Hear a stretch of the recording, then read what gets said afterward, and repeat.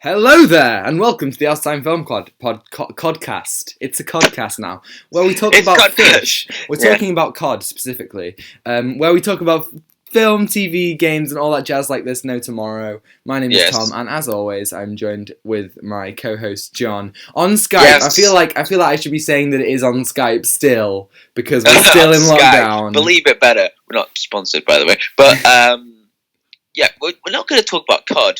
Not the fish or the game or anything, but today we're going to discuss a lot of things that happened this very week. There's a whole lot to discuss. So this week we're going to talk about the upcoming Marvel projects. So if you're a long-time viewer of the podcast, you will know that we did the Disney Investor Day when that happened, and we got a little bit tired, so we didn't cover the Marvel stuff, but we thought, WandaVision's out, so it's a perfect time to talk about all the stuff that's coming, and boy oh boy is there a lot to talk about.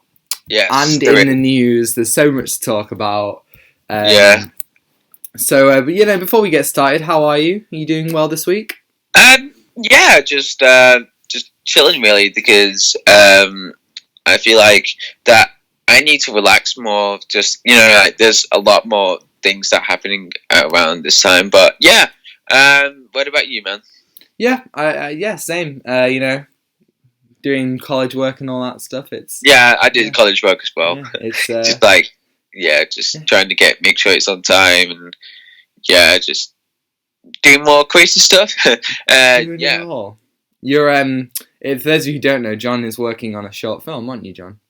Yes, I am. Oh, it's so exciting. Yes, you'll hear about it soon. Yeah. Speaking of, I just thought I'd plug. You're familiar with the Browntable, right? The video essay. Yeah, YouTuber. of course. He has actually released the trailer for an anime that he's making called Interstellar Ranger Commence, and I'm going to link it in the description. And I just don't want to say, if anyone hasn't watched this trailer or isn't unfamiliar with Browntable's work, like we've promoted stuff like his Dive Wimpy Kid essays in the past. This trailer for this show that he's making looks insane. It looks so good. Like I've never really been like an anime fan myself. Like obviously there are quite a few films that I of that style that I really like, but I've never really got into it. But this looks great. So I just thought anyone hasn't seen the trailer, it's Interstellar Ranger Commence. Link in the description. We'll probably tweet about it as well. It's incredible. Yeah. I'm very excited. Like speaking of the anime, like there's anime shows that are like super ridiculous, but like I'm more like into like ones that are more realistically, you know what I mean? Yeah. Like, but not too like something that's very like so I know the ways that I was more 4 parallel universes ahead of you, and I defeat you with one punch. Yeah, but right. I So obviously I've watched like quite a few films. The only anime TV show I've watched is actually from the 80s, and it's called Battle of the Planets. And literally nobody who I've ever I've spoken to you about this. No one who I've ever spoken to who likes anime has ever heard of it. And I just want to say, I have such fond memories of that show. It's great. And I'm just watching a TV show called Neon Genesis Evangelion. Yes. There's like other things that are connected with that show, like so there's a TV show which is 1 season long, and then there's a movie, and there's another movie. So it's like a crazy thing, but I'm excited to watch it. And anime. If you have any anime shows that are really good, just think in the not in the description. No, can't control us. Just in the comment, or email. Yeah, throw us some of your suggestions. I'd be really interested to see. I'm going to start off our news today with some lovely casting news, John. Yes. I know you love it. Casting news. Oh my. So we have Mr. Ethan Hawke has seemingly been cast as the villain in Marvel Studios' Moon Knight. So quite appropriate that we're mentioning and Oscar this. Isaac. So already we know that Oscar Isaac will be in this. The name Moon Knight just brings back that song in that Rick and Morty, like Goodbye Moon Man. Yeah, like Goodbye Moon Man, and it's just like Goodbye, Moon The Knight. world can be one I together. can't. Cosmos without hatred. Yeah, I love that song. Yeah, That's, I can't unhear it now. The guy, Goodbye, Moon Knight. the guy who plays I can't remember what he's called, but like the unattainable mass. Yeah. That's actually Jermaine Clement, who wrote and directed What We Do in the Shadows, and all the music for the Muppet, the new Muppets films. He's part of a comedy a duo called Flight of the Conchords, and he worked on What We Do in the Shadows, the TV show, and the film with Taika Waititi, and he's in the film playing Vladislav. So yeah, fun facts all around. Yeah. So yeah, Ethan Hawke as villain. That's quite interesting. You know, like how like you could see directors in other TV shows or. Oh yeah, definitely, it's mad. Yeah, Have you seen the What We Do in the Shadows TV show? Sorry? Have you seen the What We Do in the Shadows TV show? No, well, I've seen. No, actually, I haven't. Yeah, well, strange. I'd recommend it. I think it's quite a good kind of like progression of the original. Obviously, it's not the same. It's not the same cast, and I think the film is infinitely better. It's one of my favorite films of all time, and it's Taika Waititi's masterpiece. But I definitely think the show's worth watching. I think it's on BBC iPlayer, so anyone in the UK, that's where you can get it, and I'm sure it's available in places. Wait a minute. Is it snowing? Is it? No.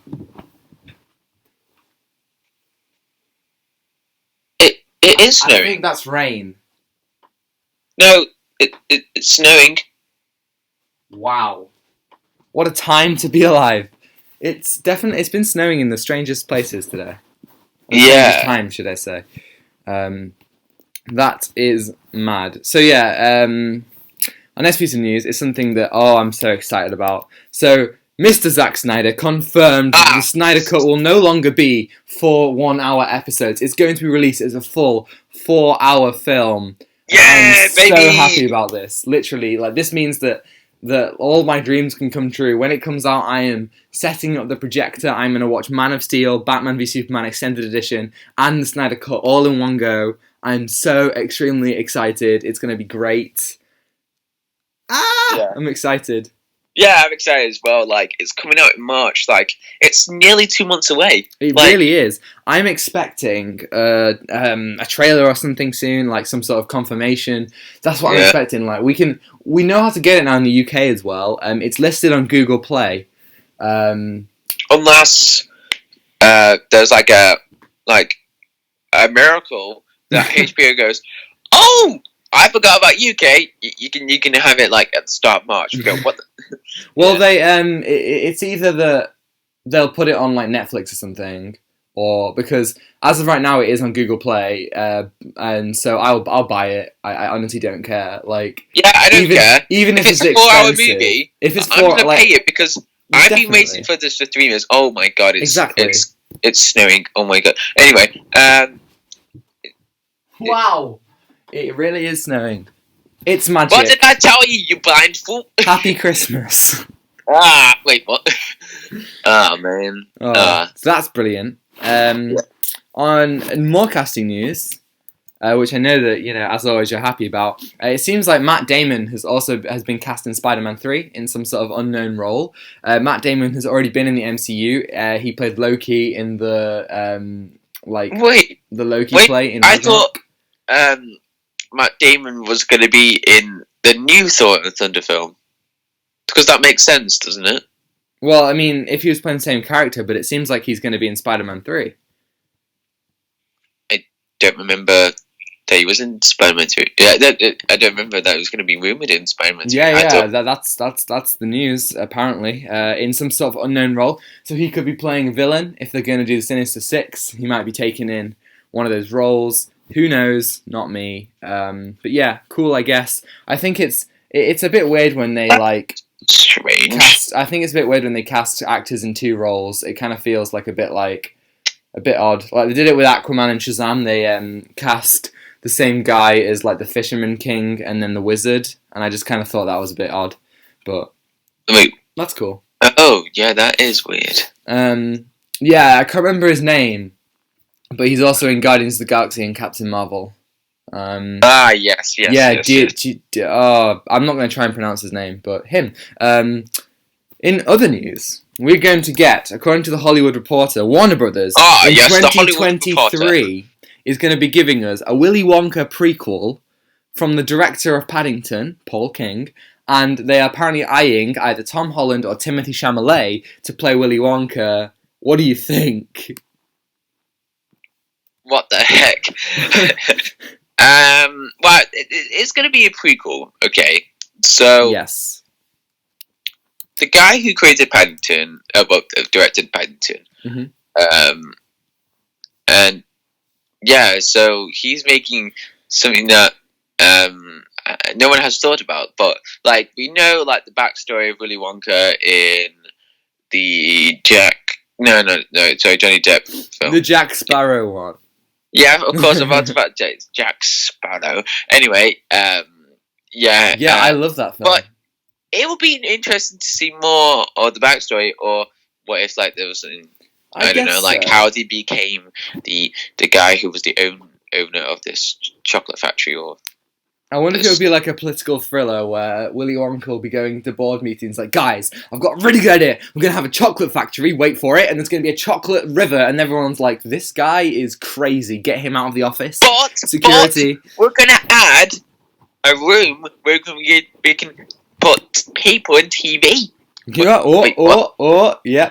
No, I think that this is so weird. Like, who actually, like, I've read the book. I've seen the stage play. I've seen the original film, which I'm not a giant fan of. I remember you saw the stage play. Yeah, right? I thought it was great. And then obviously the Tim Burton one. And I love the Tim Burton one. The Tim Burton was like, the one, it's just called Willy Wonka and the Chocolate Factory. Charlie and the Chocolate Factory. Oh, Charlie and the Chocolate Factory. Yeah, Willy Wonka and the Chocolate Factory is the original one. Yeah, I remember because I loved that because it was more music. Right. Yeah, they had so much more music. Yeah. I always got scared of that film, so I always kind of steered clear of it. There was like some weirdest thing that happened in the film, like when Charlie and his granddad, I don't know, like they were drinking this bottle and then they just got them floating into this air suction something, and it was like spinning, and I was like, what the heck, they can't kill these characters. I just remember when Augustus Gloop was like drowning in the lake.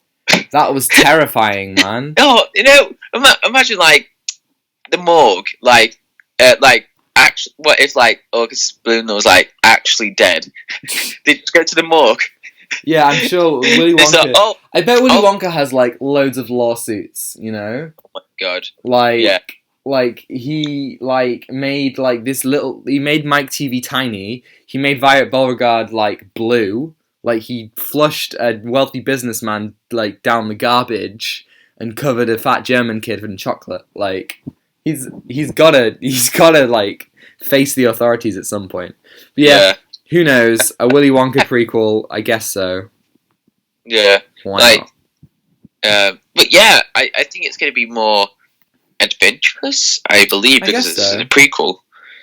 Yeah. But maybe not. I don't know. We will just discuss, or maybe we'll see Wonka's dad, maybe, going. Well, I liked Christopher Lee in the role. Yeah. The backstory of, like, Wonka, going the backstory, that was freaky to me. I was like, what the heck? It was pretty weird. Like, you know, like when he eats the chocolate for the first time, and then like the camera's all like going like distorted.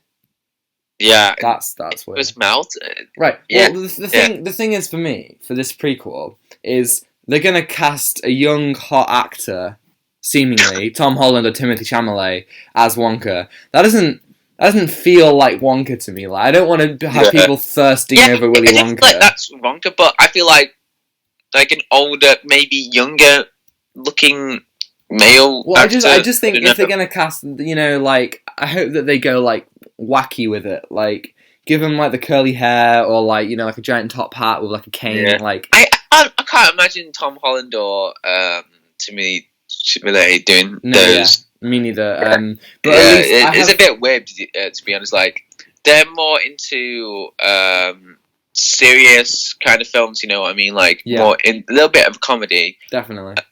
Well, I have faith in the director because I love Paddington. It's one of my favourite films of all time. It's a banger. It's immaculate. It's a wonderful film. I'm not as big a fan of Paddington 2, but the first one, ooh, what a film. Oh, what a film. What a journey. Like a perfect Christmas film, I would say. Some people would argue it's not a Christmas film. I say, screw you, Christmas film, totally. It's a Christmas film. It's definitely a Christmas film. You kidding me? Yeah. Die Hard is a Christmas film. Die Hard is also a Christmas film. Let's go. Whilst we're at it, I was walking around H&B. If you don't know H&B, it's the best shop of all time. It's crazy. And then there was like a selection of like Christmas films, and then Die Hard was there. Yes. Yes. Yeah, that was it. Yeah, that was there are loads of films that Iron Man 3, Batman Returns, both technically Christmas films. Yes. Anywho, we have a whole bunch of delays now to talk about. Okay, no! So Morbius has been pushed to January next year from about March this year. So, oh no, I guess. Uncharted has been pushed to February next year. Ghostbusters. Just say them now. Just say them now. We don't want to discuss like every time we delay. We talk about. There's so many delays. We'll just list them and then move on. Ghostbusters Afterlife has been pushed to November 2021. No Time to Die Again has been pushed to October 2021. A Quiet Place Part 2 has been pushed to September 2021. And the biggest defeat for me, Last Night in Soho has been pushed to October 2021. Yeah, exactly. God what damn the it. heck, COVID? We want to see this film. Literally, it's Edgar Wright. I love Edgar Wright. It's the first horror film. I'm just going to rewatch Spaced on a loop until it comes out. Actually, that's not too bad. See, I'm a genius. Brain time. I'm not bothered about half of these, but I'm not going to lie, I'm quite bummed about No Time to Die and Last Night in Soho, because I've been waiting so long to see these films, and now we're going to have to wait even longer, and it just feels like, can we just release them on Netflix or something? Give them to Amazon Prime, do what Wonder Woman did. Right. So here's the thing I'm going to do over lockdown. This very lockdown. I'm going to try. Me and my dad, we are going to try and make the garage. We're going to make it a lot more better, and we're going to turn that into a projector room. We're going to turn that into a cinema room. We're going to get chairs. We're going to do this, and it's going to be great. Because we're going to get that old cinema feel. I don't know. Yeah. Well, that's how you obviously, I've said many times, I've got a projector, and that is how you watch some of these films. There's no better way to watch it. There have been times when, so for example, 1917 is on Prime, and my girlfriend said to me, should we watch... It's the prime of, cinema, of how they use the sound, the cinematography, the acting, and everything that you see on the crystal clear screen.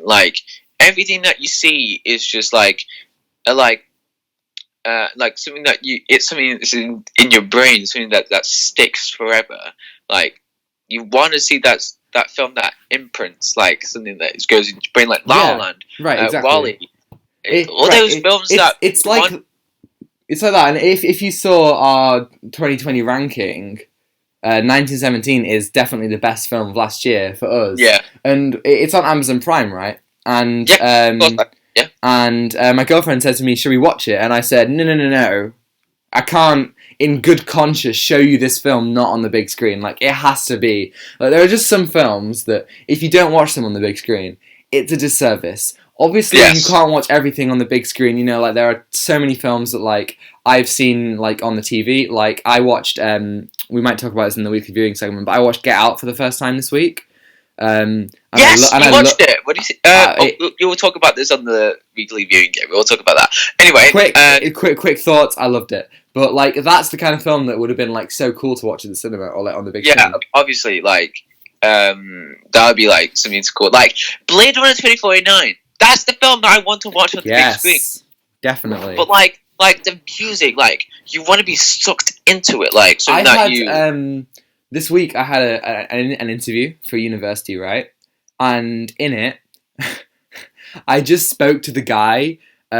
We just spent the whole time talking about cinema and about Star Wars and about stuff like Blade Runner, and we were talking about like the cinema experience. And can I just say, greatest interview I've ever had. It was awesome. With who? With Manchester Uni. Oh wow! It was great, yeah, and we just spoke about cinema, and like he was like, "So, what are your opinions on The Last Jedi?" And I was like, "Well, let me tell you, it was great." Well, let me tell you, buddy. It was great, yeah. And this week, this month's Empire just came out, and I read it like from top to bottom because I was just like, "This is the cinema that I wanted to go." Like, definitely. Like, you want to go to the cinema where there's people who want to have the same reaction as you, like something that gives you on edge or something that gives you like joy. It's really nice. This latest Empire issue is headed by Edgar Wright, and loads of different actors and directors talk about like some of their favorite like cinema moments, and some of those moments really are like you remember like some of those like times like Chris Evans, for example, talks about Endgame and like. Which I agree. This is like one of the best like cinema moments. Like definitely, it's a very overrated film, but this is the film that like was like a film that you needed to see on the big screen with an audience. I totally agree. I think I have so many issues with Endgame, but like I lost my collective shit snowing. When is it properly snowing? Yeah. Oh my god, it really is. I lost my like collective shit when like all the stuff in Endgame happened. It was mad. Yeah, like when Thor, no, not Thor. Sorry, Captain America. When Thor caught the hammer and it was like, okay, well done, you've done that a million times. Yeah. Let's move on now. And then I heard the audience like just talking like, what the fuck, and I just like, what the heck is going on? I was going like, oh my god, and my dad had to say to me, Tom, calm down, you are freaking the guy out next to me. And I looked at the guy next to me, and he was literally like leaning away from me. Like, this guy is gonna actually hurt someone if he gets more excited. Oh my god. It sounded like you want to kill somebody. Oh my god, it is. The snow's sticking. Oh my god, the snow's sticking. Oh yes. Anyway. Well, that's actually a pretty good segment into our next part. Let's talk about WandaVision episode 3. Yes. We'll start off simple. What do you think? This week's been a weird one. It was, definitely. Yeah, because it gave me like Watchmen vibes, like when we were just like discussing about like what's going to happen in the next episode. Like we watched it just before we went to see The Rise of Skywalker. We don't know why we watched it the second time, but oh god, sorry, yeah, go on. God, we thought it was really good, but then I used to love Rise of Skywalker, man. What happened? Like, we gave it a 9 out of 10. I gave it a 9.5 out of 10. That's even worse. Oh god, dang it, Tom. I know. Okay. I'm gonna rewatch it. I'm gonna rewatch it soon. I promise. It's been over a year. I need to give it another shot. Right. Okay. Because you got you're in lockdown and you. Yeah. Oh man. Anyway. Wow. The snow's getting heavy. So I want to go outside because I want to do like that shot from Blade Runner. You know, like when Officer K was like sitting on the stairs, just like looking up. That is genuinely some hefty snow. Be murder to drive in. Anyway, go on. WandaVision. WandaVision. Yeah, this week's been a weird one. Like, there's a lot of questions to be asked. Definitely. Like, yeah, it's because, like, Wanda just. This is definitely Wanda's doing, obviously, because. Oh yeah, I have no doubt about that. No doubt. And then, okay, so let's go from the start. So, at the start, we got the 80s, no, or 70s tune going, WandaVision, yeah, do, there's nothing freaky in the neighborhood, do. Yeah, I'm liking the opening titles. And I have to say, oh my god, it is hefty snow. Oh my god. My god. Jesus. I have to say, as much as I like the opening, the opening Marvel logo, you know, like the like like that should also be like 50s, 60s, 70s style. Yeah. Like I that don't know would why be they think of that. no, Like, exactly. Like, oh yeah, sure, they make it black and white, but like it would be so good if it was like 70s styles, like yeah, if like let's say right, exactly. Let's say that they replace 70s form. Yeah. let's say they replace all the images with like the actual like classic comic book characters. So it's like it's the Captain America in the from golden the era. Yeah, like the golden era. yeah, exactly. Like that would be mad. I think that would be so much fun. But I don't know why they're doing that. I guess they want to keep brand recognition. But well, I just because it's like they did the Stan Lee one and they did the Chadwick Boseman one, which are both like pretty emotional. Let me tell you, I rewatched Black Panther and yes, oh man, I remember. I forgot how good it was. Like, oh, it's a great film. It is a great film, like one of the best Marvel films. Like, it's super underrated. But I thought before I was like, oh yeah, that's good. But then when I rewatched it, I was like, damn, that is quite a really, really good film to watch. Definitely. Like, if you want to remember Chadwick Boseman and it's emotional. I went you know, at the beginning when he has his first like fight with M'Baku, and then when his mum is like, show them who you are, and he beats him, and then they all chant his name. I lost it. That was insane. Like, I got so choked up. Like, it's so unfair. Have you seen Ma Rainey's Black Bottom? Not yet. I'm excited to watch that. Is like, it's on Netflix. Give it a watch because that is probably his best performance that I have seen. Really? Yeah, dang. It's horrible. Life is so cruel sometimes, man. But that guy, he lived with that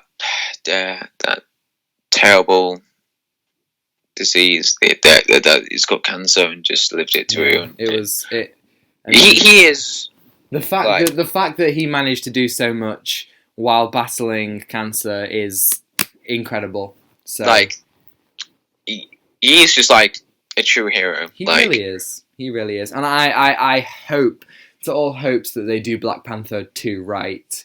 I hope like they don't do anything that is too weird and give it a proper send off. Like I think after what happened, I don't really think I'm having trouble accepting a Black Panther 2 without him. But I at least hope that they do it right. Man. I just want to get a Black Panther graphic novel. Just there's not many I've heard of, but I'll read one that is like quite good. Yeah, definitely. I'm sure there'll be some out there. So in terms of WandaVision, I have to say, we should. Oh yeah, so for the beginning. Well, let's just give our overall thoughts. I'm sorry. I'll talk to stuff. Okay. No, it's alright, but we've got loads of stuff to get through. So like, let's just kind of just give our thoughts on it. I just want to say this is my favorite episode yet.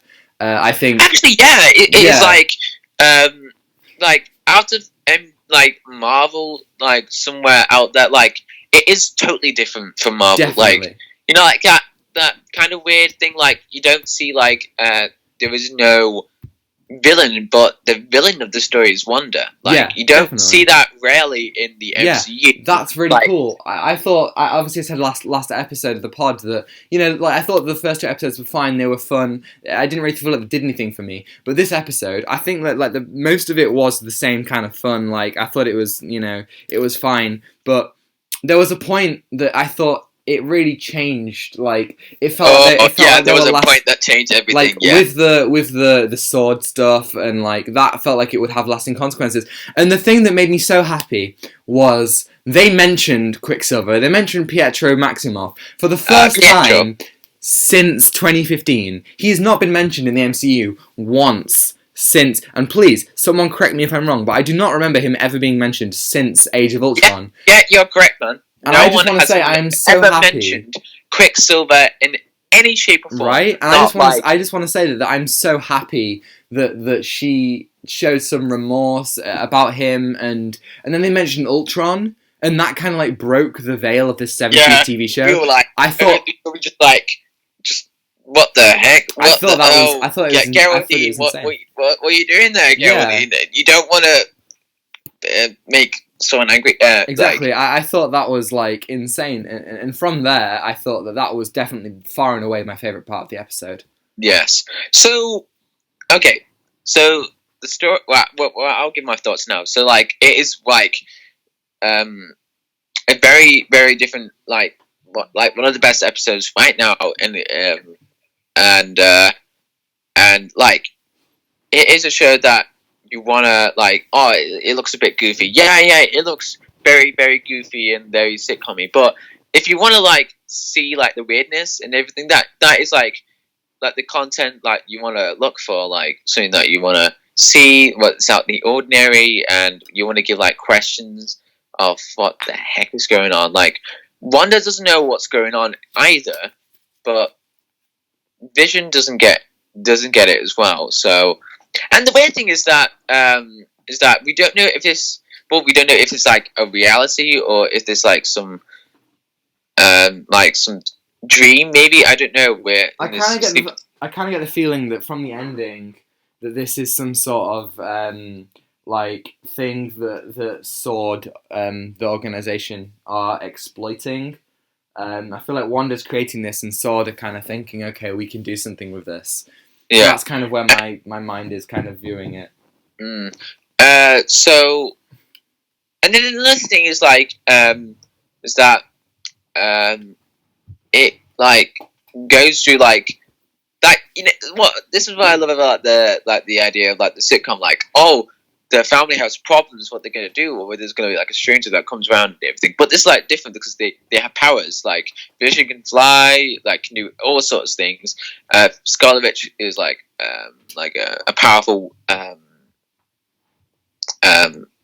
sorcerer. Yeah, sorcerer. And she can do anything. Like she can turn something from reality or something into fiction. I don't know. So, but then these are like real like life problems of having powers or something. So that's why it's more comfortable of doing a sitcom, like having that bright future, like, oh yes, everything's great and dandy, no darkness here. Wonder what you're doing. So yeah. Yeah, I think I'm definitely. This makes me more intrigued about the next episodes. Like last week, I was definitely like, oh, I'm not really that bothered about what happens next. But now I'm a little bit more intrigued. I'm glad that they gave us the first 2 episodes, which I don't really think. I think that if I'd have watched them over the course of 2 weeks, I'd be a bit like, what are you playing at, Marvel? This is so bog standardly boring. But I'm glad they did 2 episodes because I think they wanted to give us a taste of what's going on. I think episode 3 in the second week is a perfect way to do it. Yeah, this is a very strong start. I agree, yeah. and as I said last week, you know, I didn't think it was that good, but I hope that I would eat my words, and I'm already eating my words. And as I said, you know, I really hope that it keeps on getting better and that I'm wrong. And it seems like I was wrong. And to me, that is great. That's a good thing. Yeah. So, let's get into the episode. Let's talk about our upcoming Marvel projects. So, we'll talk about everything from 2022, because, you know, we already know about, you know, stuff about 2021 is already pretty much said and done, I guess. So, we will start with Doctor Strange 2. Okay.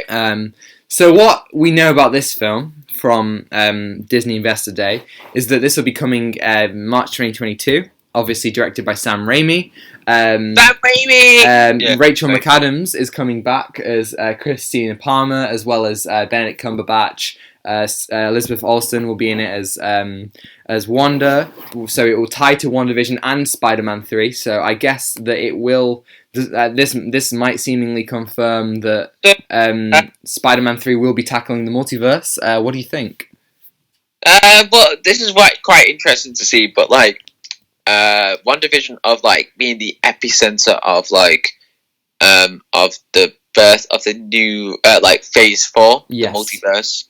That is quite a strong start because it's so different, but like they do. I wish that Marvel do something else, like having something that is like so mind blowing or something that raises questions about something or this.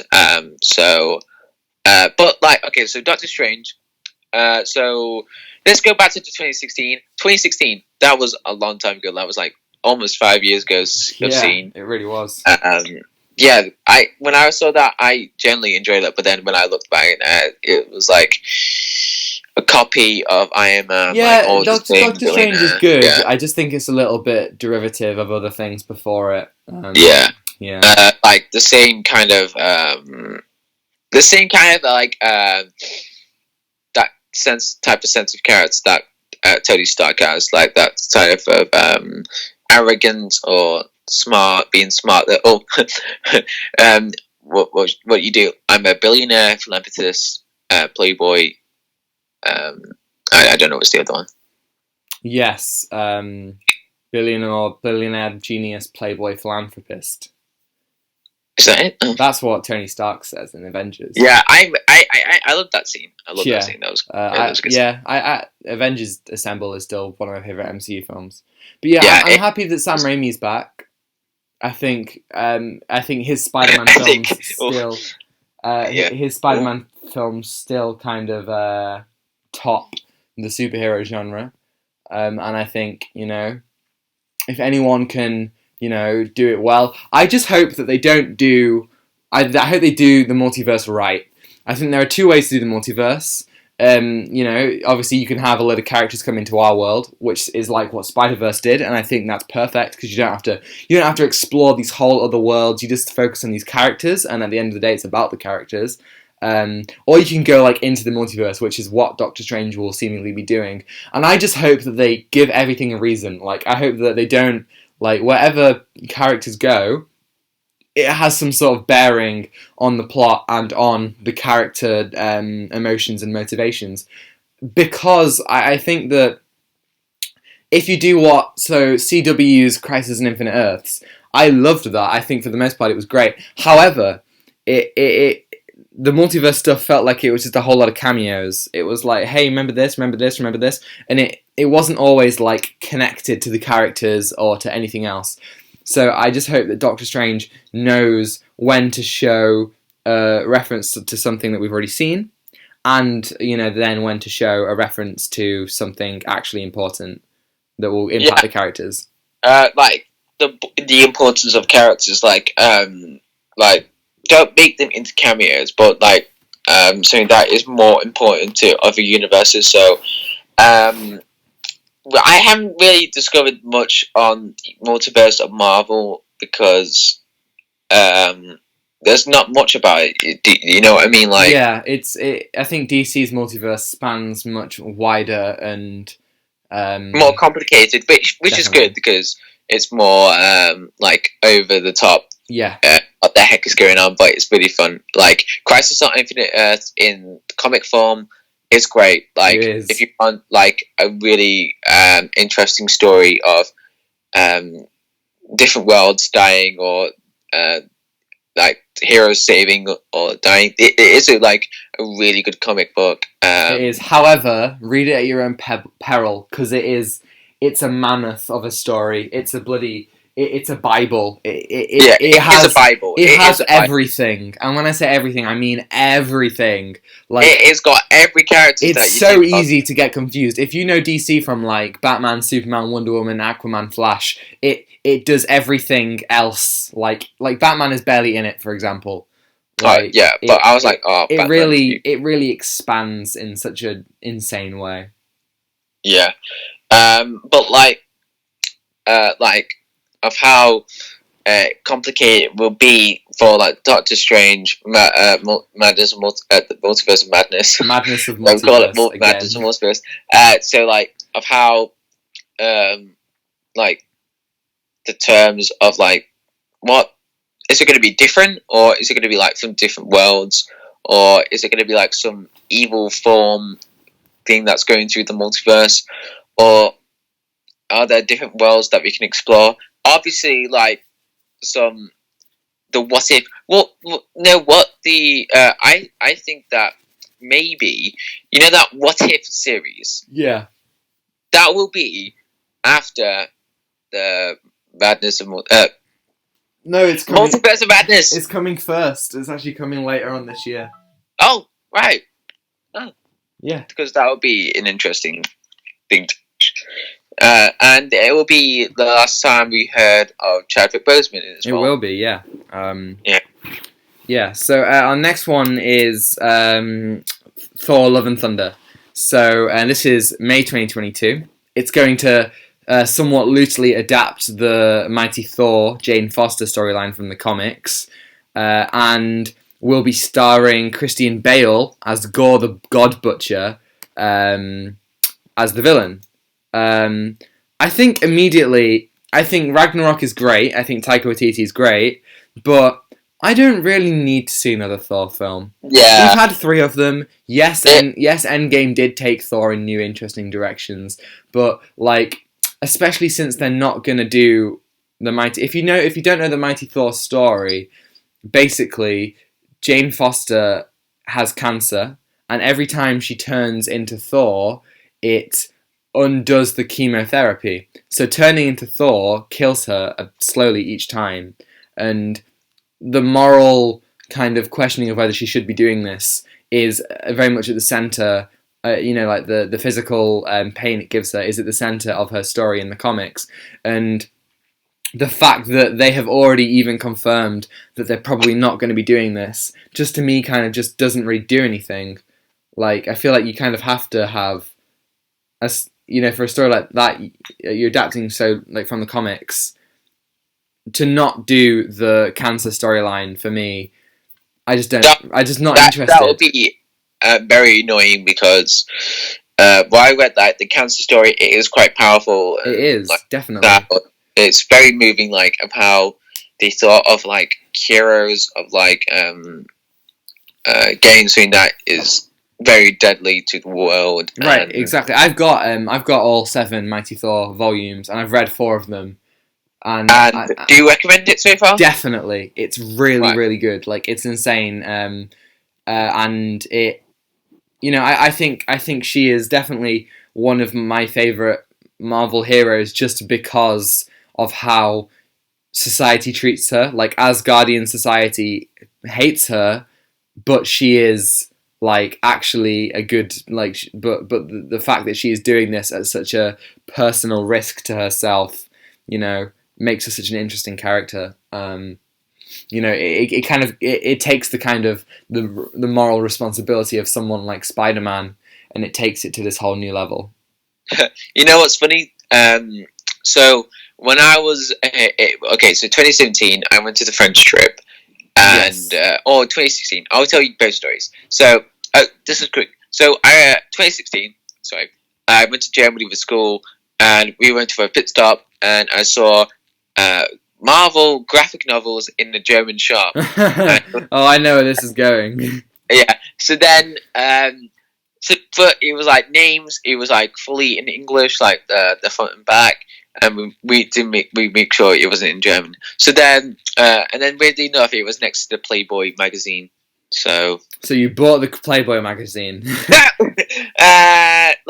Everyone was looking at the Playboy magazine, and I was looking at the Marvel graphics. So I was it's better than that. Well, clearly you didn't look at it very closely. And then I bought it. It was sealed, because you can't open it in the shop. Okay. So then I opened it, and it was fully in German. I remember I went to John's house, and I was like, "Oh, you got a new Iron Man comic?" I looked at it, and I was like, "John, this is in German," and he was like, "I know." I know. I bought it. Yeah. Okay, and then another thing. So French trip. So this was on the way back, and then we, thankfully, we got to a pit stop, and then so at the time I had the Mighty Thor, the first issue of it, I believe, and it had the story of Thor of not having his hammer, but then it was Jane Foster that she has the hammer. Yeah. So. And then, but weirdly enough, there was no issue 2 in the shop that I was looking, but then there was the issue 3, so then I read it, and then I was like, oh, it's Jane Foster, and then, got kind of I know what you mean. I got the first one, and then I got the third one, because I didn't know there was a second one. It wasn't actually Yeah. listed anywhere. And so I read the first one, I read the third one, and I was like, it makes sense, but there's a little bit of a weird jump. Like, what happens to all this stuff? And then I got the second one, and I was like, oh my god, that makes so much more sense now. Wait, did you get like the issues? No, I got the volumes. The volumes. Because there are five Mighty Four volumes, but then there are two before that, which are they're Thor volumes, but they kind of like give like an introduction to the character itself. Remember, in 2019 we went to HMV, and I got a Beatles poster, and I got the Nice and Guys then in La La I Land got DVD. my Batman Long Halloween. Yes, exactly, you did. Crazy how we can remember that. That was a good day. Of course, I remember that. Yes, of course because that was the comic book convention that Yes. that we looked around, and then there was the cars, and there was Transformers, There was the cars. and Bumblebee. Bumblebee, Bumblebee was there, and then there was like, yeah, that was a great time. Like, we went to Waterstones, like properly looked for graphic novels and trying to find that unique story. Yeah, what were we talking about? We're talking about Thor. I'll move on to our next one, though. Our next one, as we've already kind of touched upon it when we were talking about WandaVision, is Black Panther 2. So this is July 2022, and this will not recast Chadwick Boseman, and will instead explore the world of Wakanda and the rich characters from the first film. So I think the big question to ask is, what do you think that they should do if they're not bringing back T'Challa, if T'Challa is in some shape or form indisposed, what do you think that they should do? What are your hopes? Well, maybe like the king. Maybe I think they should like say, Black Panther, T'Challa has gone. No, I don't know. No, that's quite hard to do. Really. Whatever they do, I've heard this being thrown around that they do that if they replace T'Challa, they will do two Black Panthers, being M'Baku and Shuri, or not even Shuri. They could do what is the name of Lupita Nyong'o's character? Her. The something tribe. His love interest. I can't remember what she's called, but her or Okoye or something. I think that there are loads of like interesting characters who I'm very intrigued to see being taken to new places. And I hope they at least do it in some sort of sensitive way. Who knows? Some people said they might bring back Killmonger as a good guy. Weird decision, but sure. Why not? I guess. But yeah, what is her name? I have no idea. I think it begins with an N.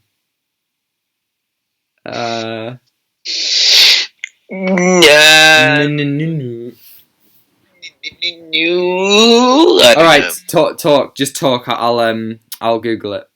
So, Black Panther. It's gonna be Black Panther 2. It's gonna be sad because Chadwick Boseman, but it's nearly stopped snowing. It has been snowing non-stop. No, it's resuming just now. non-stop. So, what else? But there was rumors that there's others that they're going to be like the Black Panther. So yeah, it's going to be Nakia. Her name's Nakia. Nakia, yes. Wow. Anywho, we'll talk about our next one. This is Captain Marvel 2. So this is so far has a November 2022 release date, and this will bring in Miss Marvel from the TV show and Monica Rambeau, currently in WandaVision. It won't be set in the past; it will be set in the modern day. It's a different director. It's Nia DaCosta, who is a horror director. She's going to be directing Candyman, I think, which is coming out later this year, presumably. But yeah, different directors from the first film. I don't know about the writer, but Brie Larson is back. Different characters are back. I am actually fairly optimistic about this one. I'm not a huge fan of the first film. I just don't really think that it does anything special. I think same with Ant-Man and the Wasp. At the point between Infinity War and Endgame, they don't explore the time of the snap at all, and it just baffles me. So yeah, I wasn't a giant fan of the first one. I mean, all I have to say is Nick Fury's eye got scratched out by a cat. A cat! A cat! But yeah, I'm interested to see how they will bring in Monica Rambeau again as this older character who has experienced the events of WandaVision, or Miss Marvel. I'm excited for her TV show, and I'm interested to see how they will do her story in Captain Marvel 2. And I just want to see Captain Marvel go through any development. Like, I want her to change as a person. What about you? I don't know. I mean, I watched the first Captain Marvel, and yeah. I'm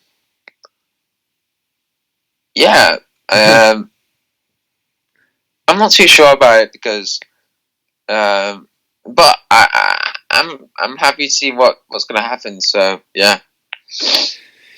Definitely. Yeah, not much to say about this one. I hope it's good, but I didn't really like the first one, and I'm not a giant fan of her character. So, you know, I hope that Brie Larson gets a chance to show her acting ability in a better way, because, you know, I haven't seen Room, but she did win Best Actress for that, so I hope that she does well. Okay, the next one is definitely the weirdest one, I think.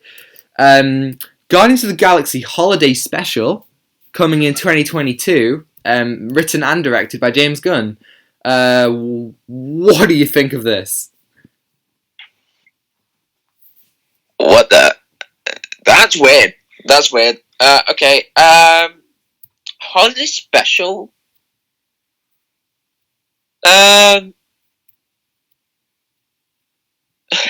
Just trying to process it. So James Gunn thought, hey, let's make a Guardians of the Galaxy something. Film or let's make it into a film. I think that the Guardians of the Galaxy characters are they have so much fun in those films with a lot of the source material. They you could do like a classic kind of like holiday story where it's like, oh, you know, let's say that like Star-Lord and Drax have to go out to get the Christmas turkey or something like that, you know. Like, I think that you could have loads of fun with it. Make it kind of like a heartwarming classic Christmas tale. Give it a little bit of action. I think that it could be, you know, like, fun. Yeah, quite fun. But that would be quite interesting to see if it's a holiday special, but we will have to wait 2 years for a holiday special, but no, 1 year actually, but yeah. Yeah, it's 2021 already. Yay. Only 1 year away. Our next one is She-Hulk. So this is no release date as of yet, but Tatiana Maslany is cast as Jennifer Walters, She-Hulk herself. And Mark Ruffalo is returning for the show. But not only is Mark Ruffalo returning, Tim Roth is returning as the Abomination, which, similar to how I was excited about WandaVision at acknowledging Pietro's existence, I think it's so cool that we're going to get to see the Abomination again. I have a real soft spot for the Incredible Hulk. I think it's, apart from Avengers Assemble, it's my favourite representation of the Hulk, you know, of Bruce struggling with his condition and all that. And I think Tim Roth is a great actor. You know, you only have to watch Reservoir Dogs or Hateful Eight or any of the films that he's appeared in for Tarantino to know that he's great, and I'd love to see more of him. What do you think? Yeah, I'm excited. Is that it? Wow. Yeah, about like having is that Abomination's back and in the She-Hulk series? Yeah. Yeah. Yeah, and it's quite interesting to see someone take the role of She-Hulk. And there was a weird news that Mark Ruffalo. Do you remember that weird news that he tried to introduce someone into the MCU, but then she said, "Oh no, I don't know." Yeah, it was confirmed by loads of sources, and Mark Ruffalo said like, "Welcome to the MCU," and then she was like, "It's not me," and then it was her. So like, I don't know why she denied that. Yeah, that was a very weird statement to It say. Like, was. oh no, it's not me. It's not. I promise, it's not me. I'm not the imposter. Yeah. Yeah, definitely. Okay, so our next one. This is one that is intriguing. So obviously we knew that there was going to be a Nick Fury TV show, but now this is confirmed to be Secret Invasion. So this will be Nick Fury and Talos, so Samuel L. Jackson and Ben Mendelsohn, who are reprising his role from Far From Home and Captain Marvel. They will be going about, I guess, looking at, like, trying to find Skrulls. See, you've read Secret Invasion, right? It's Secret Invasion, yeah, of course. Yeah. I thought it was alright. I think it's pretty good. It's a little bit overrated in my opinion. It's pretty good. It's pretty good. I preferred. I much preferred Secret Empire, which is incredible, and that would be, if Captain America was still in the MCU, that would be great to see him as. Yeah. But I just thought that Secret Invasion would be so much better as an Avengers story, not necessarily a TV show. I wonder how much Secret Empire is. Secret. It shouldn't be too expensive. I think I got it for like £25 back when it was. It's quite a big one though. It's quite a beefy comic, but it's one of my favourites. Beefy comic. Do you think it's like a really, really good comic book to read? I do. It's one of my favourite Marvel ones. I think it's probably. It's probably my. It's 50 quid. 50? No, 15. Oh, that's good. Yeah, I definitely get it. It's definitely my favourite Marvel comic other than Civil War. I'm just looking at the ones I've got. There are some good ones, but yeah, I think it's probably my favourite after Civil War. Especially like in terms of the big scale events. Like obviously I've read Civil War 2, Avengers vs. X-Men, Secret Invasion, Infinity Gauntlet, Infinity War, and Secret Empire is very better than most of those. Infinity Gauntlet's really good though. Not Infinity War I wasn't that as impressed with. But yeah, I always thought Secret Invasion would be better as an Avengers film, or just a story with all the Avengers in. What? I just ordered Secret Empire, so yeah, I'm excited to read that. So, great. Yeah. Oh my god, I've got so many comics to read, man. Like you have. Yeah, I remember you were like, oh yes, I'm gonna read these comics. Like I gave you Batman Damned. Yes. Right, I've read that. Obviously, I got that ages ago. But yeah, as of right now, I have 4, 5, 6, 7, 14, 15, 16, 17, 18, 19, 20, 21, 22, 23, 24, 25, 26, 27, 28 comics to read. Bruh. Yeah, I know. Like, I've got books to read this year. Oh yeah, I've got books to read too. Like, I'm swamped. Like, there's books that I haven't read, but then I feel like, need to read them. Yeah, definitely. All right, so our next one, I just got an email. Our next one, this is very, very strange. It is Ironheart. So they're going to be adapting the almost like the young Iron Man. This is a female teenage Iron Man. Dominique Thorne will be playing Riri Williams, who is the female young Iron Man. I don't want this for one very simple reason. We've had Iron Man in every corner of the MCU. He is mentioned in everything. They can't do anything without mentioning Stark or Iron Man or anything like that. And I was ready to move away from that. And I guess now they're doing it again. In the comics, Riri Williams has Tony Stark as like an AI, so this could be their excuse to bring back Robert Downey Jr.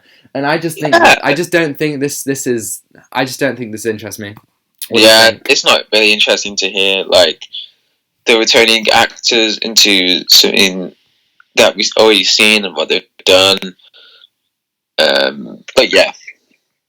Yeah, I think what interests me a little bit more, check out that segue, is the next one, Armor Wars. So this is going to be about War Machine, and the premise is what happens when the Iron Man tech falls into the wrong hands. And I think that could be interesting. I think War Machine has been such a boring character since Iron Man 1, really. I don't think he's had that much interesting to do. And I think this is the opportunity to bring back the best character from Iron Man 2 altogether now, Justin Hammer.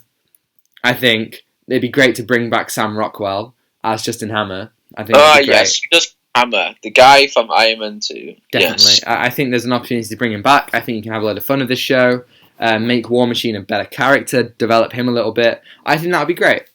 What do you think? Yeah, like something to bring that, like a fun character to bring back, and explore more. Because I feel like War Machine has been like a character that hasn't explored properly. Definitely. Yeah. Okay, so nearly our penultimate one is Ant-Man and the Wasp, Quantumania. So more Ant-Man and Wasp film. So Peyton Reed is back to direct this one.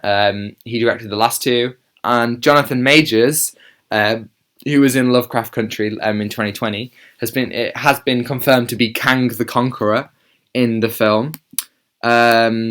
What do you think? That Kang? Did you say Kang? Yeah. Kang the Conqueror from the comics. Like, he's a time-travelling villain, and that would be quite interesting to see, like, message up something. But, yeah, so we got a time-travelling villain, so... Yeah, cool, I guess. Again, I think it's a bit weird to happen in an Ant-Man film, and not in, like, an Avengers film. Yeah, because Ant-Man is about, like, very complicated, like being small, being big, or something like that. Exactly. But then Kang being in an Ant-Man film, shouldn't this be in an Avengers film? Yeah, it feels like a little bit small, pun not intended, to do it in, but maybe they'll set it up for the future. Who knows? Yeah. Okay, so this is the last one, which is this one kind of tears me apart. Fantastic Four. So they are doing Fantastic Four. They confirmed it. And it's going to be directed by John Watts, right? John Watts made Homecoming and Far From Home. And I don't think that Homecoming and Far From Home are that good when it comes to Spider-Man content. I don't think they really understand a lot of the essence of the character. And I think that, I would love a Fantastic Four film done well. I think Four Stick was a travesty. I think the first two Fantastic Four films are fine. They are, like decent entertainment. But I think that, it deserves them to do it right. I hope that I'd love to see Doctor Doom again, but they have done Doctor Doom. What is that? Yeah. I love them to Doctor Doom again, but obviously they did Doctor Doom every time. So maybe someone else. Yeah, like there's like a lot of characters that Marvel decided to put out, not exploring more. But the thing is that like they have to go through a lot of characters, but then it's more complicated. You know what I mean? Yes. We have to go through like a series of stuff, and it has to be repetitive. But if you do like an all thing together, that would be quite interesting to see. Yeah, I agree.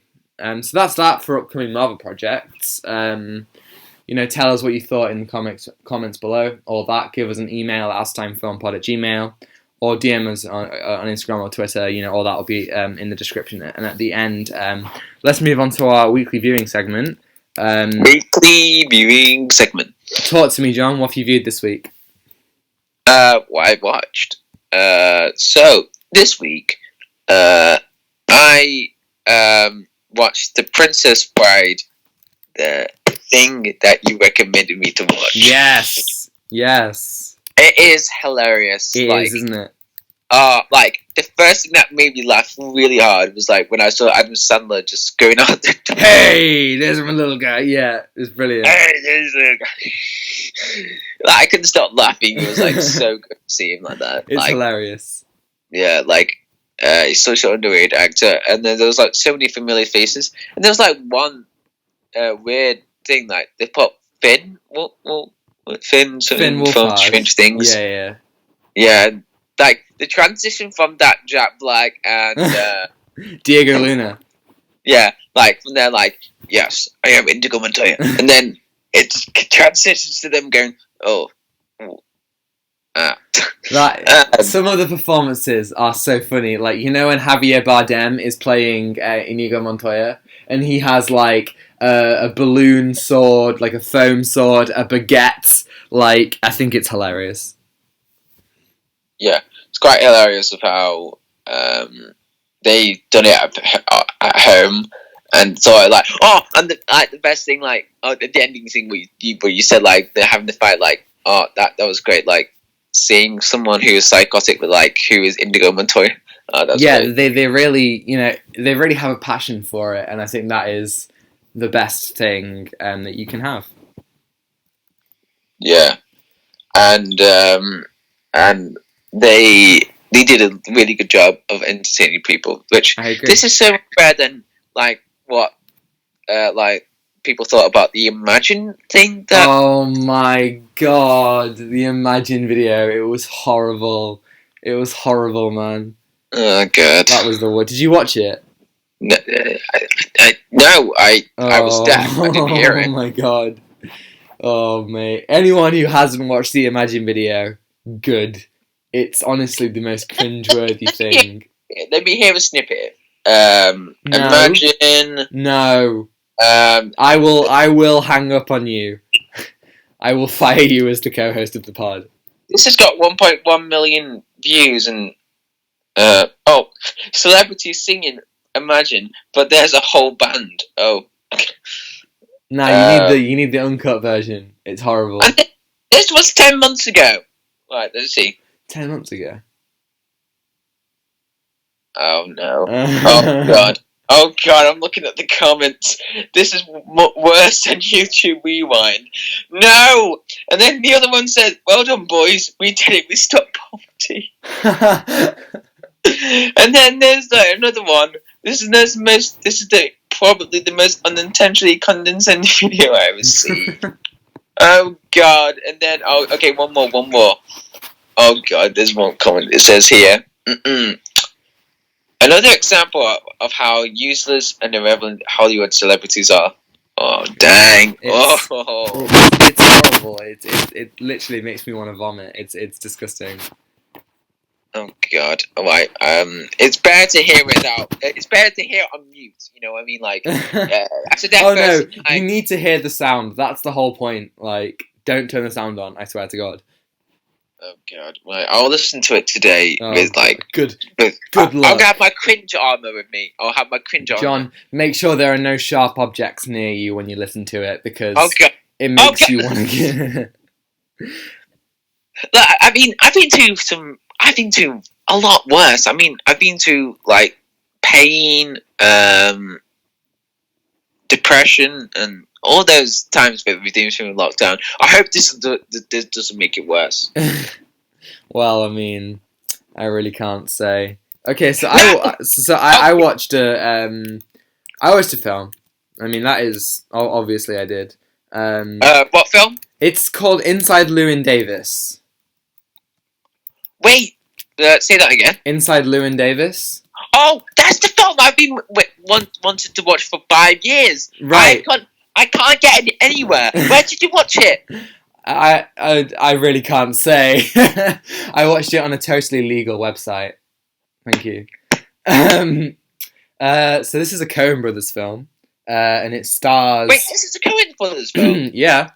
I didn't know this. Yeah. What the heck? It's a Coen Brothers film, and it stars Oscar Isaac, along with a smattering of others: Carey Mulligan, Justin Timberlake, Adam Driver, John Goodman. Quite a few actors, recognizable actors, show up.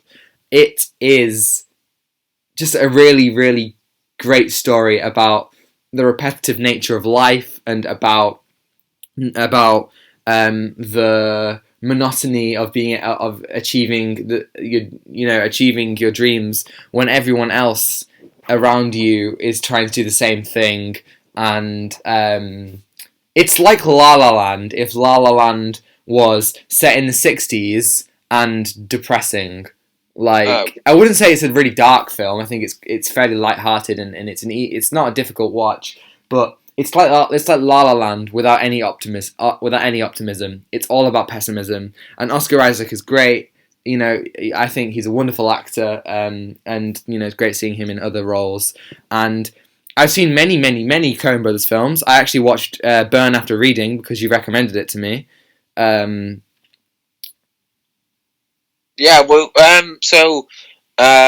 So, like, what was like the actors? Were they? I don't think you heard me, John. Like, any good relation? Like, character interaction? Was that like anything that was? Well, Llewyn Davis, the character, is a very, as I said, like cynical, pessimistic guy. So the character interactions are good, but they have this kind of era of sadness. And I was just saying, even though you didn't hear me, I watched Burn After Reading as well because you recommended it. Yeah. What do you think? It's great. I thought it was great. Yeah, I loved it. I loved it from start to finish. I was like watching it in lockdown, and when it was just hilarious. When I was younger, at my grandma's house, I used to watch Mamma Mia all the time, right? And on the DVD, there was the trailer for Burn After Reading. And can I just say, it might be the greatest trailer I've ever seen, but I've never known what the film is until now. What the heck? Yeah, I never knew what the name was for that film until right now. What else have you watched this week? So I watched, yeah, there's a film that I haven't discussed, that I watched. It's called The Unusual Suspects. Oh, yeah, right, okay. Bryan Singer.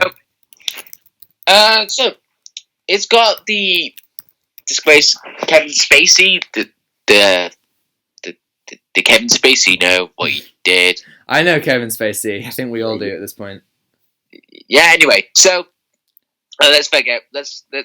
So The Unusual Suspect. So it is like on my 100 movies bucket list to watch. Oh right, yeah. And it's a good film. It's a great film to watch.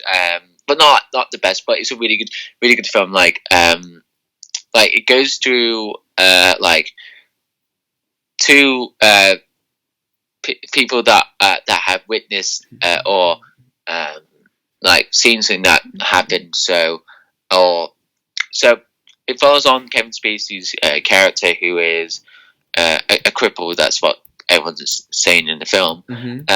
And then so he tells the police officer what this people doing or doing that, and it's quite interesting, but it goes on a bit too long. But like, no, I'm not like the film's quite good. It's not too long to watch, but like it stretches the story a bit too far. Like, oh, they did this, they did that.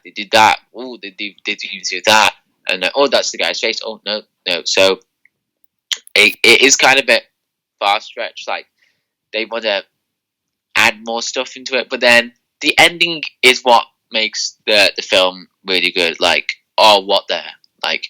It's like makes you think about the film differently. Yes. Well, I actually know the ending because it was parodied in Scary Movie or Scary Movie 2 or something like that. So I know the ending of the film because of that. Yeah, I hate when parody movies decide to spoil something. Oh, Shawshank Redemption. Oh my god. I knew the ending of that from every bloody film with a prison in ever. I haven't seen any of those parodies, so haha, joke's on you. Have you seen Shawshank Redemption though? I'm sure. No, but have you seen Shawshank Redemption? Oh, of course. Yeah, okay, cool. Just wondering. Okay, tell me about the film that you watched this week, or sometime you watched. Get Out. Yeah, right. So I watched it. I did watch it this week. Get Out. It was so never seen it before. I kind of knew what it was about. So I didn't know anything other than I knew that it was about race. I knew that there was and there was a promise that there was one black guy in front of loads of white people. And I knew that was kind of like a part of the premise. And watching it, I think horror movies, they're generally good at getting your blood pumping. Like they make you nervous and uncomfortable. This film made me so very uncomfortable and it is messed up. It's very messed up, and in such a beautiful way. I think I love it when stuff like that tackles these real issues in such a mad way. I think it gets to a point where it is so heart destroying. I can't even say heartbreaking. It destroys you. But then I got another email. I'm so popular today. Unlike us, please email in. But yeah, it doesn't. it builds to a point where it becomes so satisfying, and I got so and the satisfying conclusion reminded me of something like Inglourious Bastards, where I was so happy with what was happening, but then it took a turn. And if people have seen it, I'll just say the police car, right? The police car at the end. I said out loud, "No way!" Like there was no way that they would have done that. And same. And I thought the direction they took it made me actually I am surprised I didn't just wet myself. Like I was so relieved and shocked and all this stuff, and it ends on such an interesting, perfect note. And everything the film says is amazing. You know, it makes you want to watch Jordan Peele's other film, Us. But yeah, it's brilliant and heartbreaking and just a real uncomfortable watch. And I thought it was brilliant.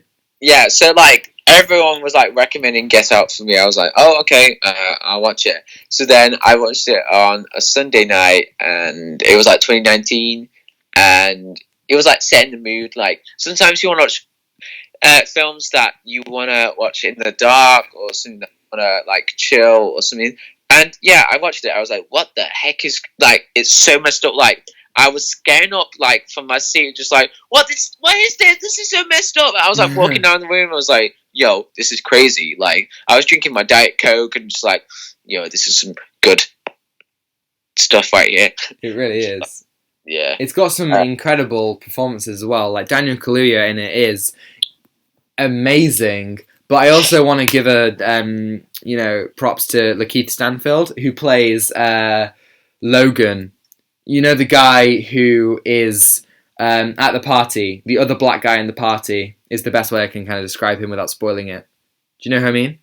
Yeah, I know. And then he has such a reserved and kind of fractured performance. And there's a moment where there's a flash on the camera. And no, get out! Yeah, that is literally incredible. What they do is wonderful. It tells me that is so, so old, that kind of, white, you know what I mean? Yes. Something like that. So, great. Go from that to something that he's so scared, and, you need to get out, that is, that's a sign for you that you need to get out. Just get out. Definitely. Yeah. I thought it was... What a film, I guess. I love films like that don't go too far. It was one of the films that I think, for example, it's very much like Hereditary, but I thought Hereditary went a little bit too far at the end. I don't think I don't think it went far at all. Get Out, I thought it went perfectly, and yeah, I thought it was excellent. Yeah, I watched Hereditary. I mean, it's okay. Yeah, it's alright. It's very overrated, I think. It's very overrated. I think due to Hereditary, I've kind of been avoiding Midsommar. But I think after Get Out, it does make me think I should definitely watch Us. Yeah, I wanted to watch Us, but I didn't get a chance to. So I'm pretty excited to watch it because it looks pretty freaky. So it does, yeah. Yeah. Right. So, have you watched anything else this week? I think that would be it, really, because great. I've been working hard on my wink project. Wink, nudge, nudge. Yes. Good stuff. Yeah. I have also. I've been trying to. I've had so many scripts that I'm that I'm trying to get to an actual place, but I will say it's difficult to get proper scripts done. I feel but yeah. Thank you for watching, everybody. Thank you for watching. Thank you for listening. All of that jazz. We're on 22 episodes now. Our Mulan video recently hit 3,000 views, which is insane. Thank you so much. I couldn't tell you how much that means to us. I don't know why it's Mulan that's done so well, but it is. If you want to get in touch with us, we, as we say, we love to get interactions from you guys. You can email us at aspartamfilmpod@gmail.com, or you can give us a follow or tweet at us or DM us on Twitter or Instagram, both at aspartamfilmpod. I am at Tom the Budden on Twitter. Yeah, I am ComedyJohn42 on Twitter. Great, and yeah. thank you for all support and all watching. Hope you all keep safe. Vaccines are going out and all that stuff. So hopefully the end of the tunnel is on the horizon. Next week we don't know what we'll be doing. We might. I don't know. I can't say what we do Wonder Woman 1984. That's up to John.